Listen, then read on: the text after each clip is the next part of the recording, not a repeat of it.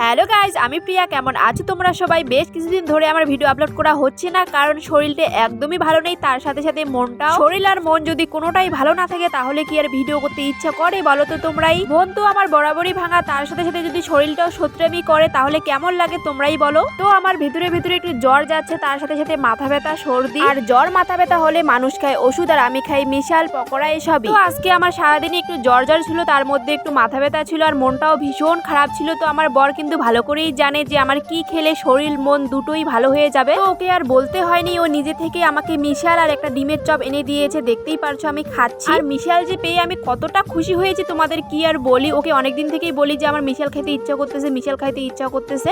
তো অনেক দিন থেকে কিন্তু আমি মিশাল খাইনি। কবে শেষ মিশাল খেয়েছি সেটাও আমার মনে নেই। তো মিশাল পেয়ে তো একদম নাচতে নাচতে মিশাল খাচ্ছি। তো চলো আমি মিশালটা শেষ করি, তোমরা ভিডিওটা একটু লাইক করে দিও। চলো ভিডিওটা কেমন লাগলো অবশ্যই কিন্তু কমেন্ট করে জানাবে। চলো বাই।